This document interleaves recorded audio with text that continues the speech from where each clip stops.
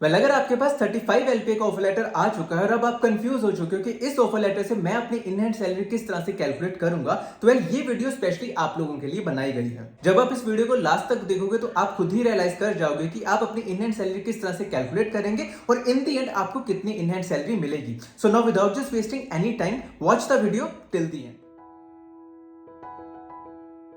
इस वीडियो के लिए मैंने एक डमी स्ट्रक्चर तैयार करके रखा था। जब आप अपनी वैल्यूज इस डमी स्ट्रक्चर में डालेंगे तो इन दी एंड आप अपनी इन हैंड सैलरी बहुत अच्छे से कैलकुलेट कर सकते हैं। इस वीडियो में मैं जितनी भी कैलकुलेशन करूंगा वो इस पर्टिकुलर डमी स्ट्रक्चर के बेसिस पे ही होंगी। अगर मैं इसी सैलरी स्ट्रक्चर को आपको एक्सप्लेन करना चाहूं तो किस तरह से कर सकता हूं, जो भी आप ग्रीन कलर में देख रहे हैं जैसे कि basic salary, HRA, LTA, bonus, city allowance, special allowance और टेलीफोन या इंटरनेट अलाउंस, ये आपको डेफिनेटली इन हैंड सैलरी में मिलते हैं। जितने भी यहाँ पे कंपोनेंट डिफाइन हुए हैं ये सारे के सारे आपको डेफिनेटली मिलेंगे। जब हम इन सब कंपोनेंट को ऐड करेंगे तो उसके बाद आपके पास एक फिक्स सैलरी आएगी जो कि 29,12,500 के अराउंड आ जाएगी। ये फिक्स कंपोनेंट होता है जो कि आपको मंथली बेसिस पे डेफिनेटली मिलेगा ही मिलेगा। उसके अलावा बहुत ज्यादा कंपनीज ऐसी होती है जिनमें वेरिएबल कंपोनेंट ऐड किया जाता है। कई कंपनीज में ये 5% होता है, कई कंपनीज में 10% होता है। डिपेंड करता है कंपनी वाइज, ये परसेंटेज वेरी कर सकती है। लेकिन बहुत ज्यादा कंपनीज में ऐसा भी होता है कि आपको मंथली बेसिस पे ये अमाउंट मिलता है और बहुत ज्यादा कंपनीज में ऐसा भी होता है कि मंथली बेसिस पे आपको नहीं मिलता। तो ये सारी की सारी चीजें आपको पहले ही पता करने की जरूरत होती है।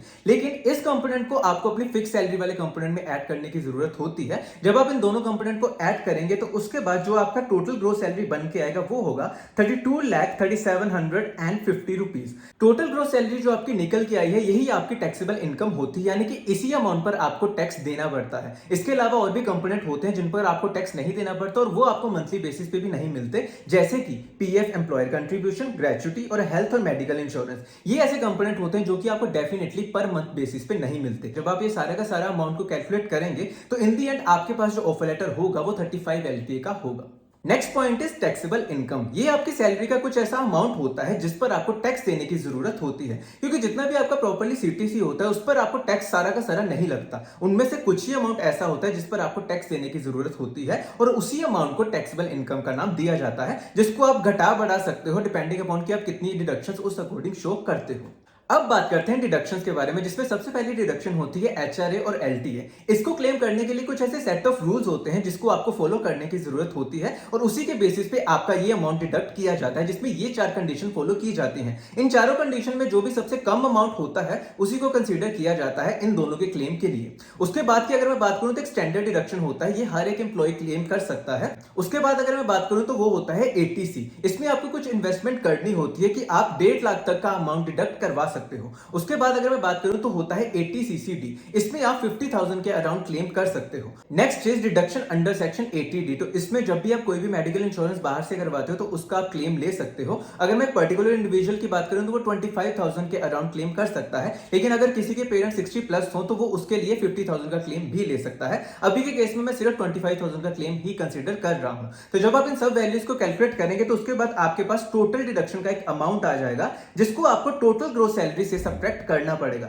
जब आप इन दोनों को सब्ट्रैक्ट करोगे तो आपके पास टोटल टैक्सेबल इनकम आएगी। ये अमाउंट होता है जिस पर आपको प्रॉपर्ली टैक्स देने की जरूरत होती है। तो अब बात करते हैं टैक्स स्लैब्स के बारे में। कुछ ऐसी रेंज डिफाइन की हुई है कि उस पर्टिकुलर रेंज में अगर आपकी सैलरी फॉल करती है तो उस अकॉर्डिंग आपको टैक्स देना पड़ता है। तो अभी के केस में अगर मैं बात करूं तो ये टैक्स स्लैब फॉलो की जाती है। अगर आपकी सैलरी 2.5 लाख से नीचे है तो आपको कोई भी टैक्स देने की जरूरत नहीं है। अगर आपकी सैलरी 2.5 लाख से 5 लाख के बीच में है तो आपको 5% टैक्स लगेगा। अगर आपकी सैलरी 5 से 10 लाख के बीच में तो आपको 20% का टैक्स देना पड़ेगा। और अगर आपकी सैलरी 10 लाख से ऊपर है तो आपका 30% का टैक्स उस पर्टिकुलर अमाउंट पे लगेगा। ये टैक्स स्लैब्स अभी फॉलो की जा रही है, लेकिन हाँ इन फ्यूचर ये चेंज भी हो सकती हैं। तो अब बात करते हैं इनकम टैक्स कैलकुलेशन के बारे में, यानी कि आपकी इनकम टैक्स किस तरह से कैलकुलेट किया जाता है। तो सबसे पहले जो भी आपका टोटल टैक्सेबल अमाउंट आया था उसी पर आपका इनकम टैक्स कैलकुलेट किया जाता है आफ्टर डिडक्शन। तो इस केस में आपका जो टोटल टैक्सेबल इनकम है वो है 25,78,750 रुपीज। तो इसी पर आपका इनकम टैक्स कैलकुलेट किया जाएगा। तो जैसे कि आप अगर ब्रैकेट्स में इनकी वैल्यू डालेंगे, जो भी टैक्स स्लैब डिफाइन की थी उस पर जब आप वैल्यूज डालेंगे तो आपके पास कुछ इस तरह से वैल्यू देखने को मिलेंगी। अप टू 2.5 लाख आपको कोई भी टैक्स देने की जरूरत नहीं होती। 2.5 से 5 लाख के बीच में आपको 5% टैक्स लगेगा, जो कि 12,500 के अराउंड हो जाएगा। उसके बाद 5 से 10 लाख के बीच में आपको 20% का टैक्स देना पड़ेगा, जो कि 1 लाख के अराउंड हो जाएगा। उसके अलावा जितना भी अमाउंट 10 लाख से ऊपर है, उसको जब आप माइनस करोगे तो उस पर आपको 30% का टैक्स देना पड़ेगा, जो कि कैलकुलेट करने के बाद 4,73,625 रुपीज हो जाएगा।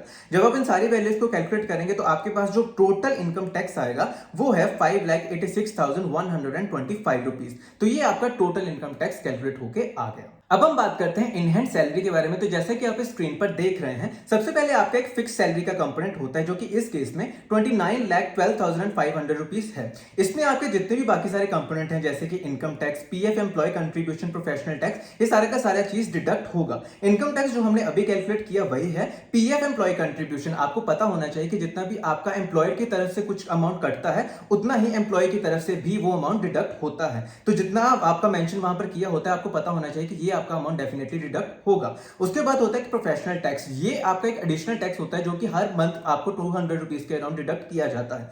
तो जब हम इन दी एंड इन सब वैल्यूज को कैलकुलेट करेंगे और उसको फिक्स सैलरी के कंपोनेंट से डिडक्ट करेंगे, तो हमारे पास इन हैंड सैलरी आ जाएगी। इस केस में जो आपके पास मंथली बेसिस पे इन हैंड सैलरी आएगी वो है 1,78,164 रुपीज। अब बहुत ज्यादा केसेस में ऐसा होता है कि बहुत ज्यादा कंपनीज में वेरिएबल पे भी उनको मंथली बेसिस पे मिल जाती है। तो उस केस में जब मैं उस चीज को भी इंक्लूड करूंगा तो आपकी मंथली सैलरी 2,02,435 रुपीज आपकी इन हैंड सैलरी होगी। अब मान लो कि आपने किसी ऐसी कंपनी को ज्वाइन किया जिसमें आपने कोई भी डिडक्शन क्लेम नहीं की, तो उस केस में आपकी जो मंथली सैलरी बन के आएगी वो होगी 1,67,539 रुपीज। अब अगर मैं इसी में वेरिएबल पे भी ऐड कर दूं तो वो आपका अमाउंट 1,91,810 रुपीज हो जाएगा। तो आई होप कि ये सारी की सारी कैलकुलेशन आपको समझ में आ गई हो कि जब आप डिडक्शन क्लेम करोगे तो आपको कितनी इन हैंड सैलरी आएगी, जब आप वेरिएबल पे इंक्लूड करोगे तो आपको कितनी सैलरी आएगी, जब आप डिडक्शन क्लेम नहीं करोगे तो उस केस में आपको कितनी सैलरी आएगी। तो आई होप कि सारी की सारी वीडियो आपके लिए बहुत ही ज्यादा हेल्पफुल साबित रही हो। स्टिल अगर आपका कोई भी डाउट रहता है तो आप कमेंट सेक्शन में जाइए, कमेंट जरूर कीजिएगा। I will try my best कि मैं उस कमेंट का रिप्लाई कर सकूं। इसी के साथ आज के लिए बस इतना ही, फिर मिलते हैं अगली वीडियो में। धन्यवाद।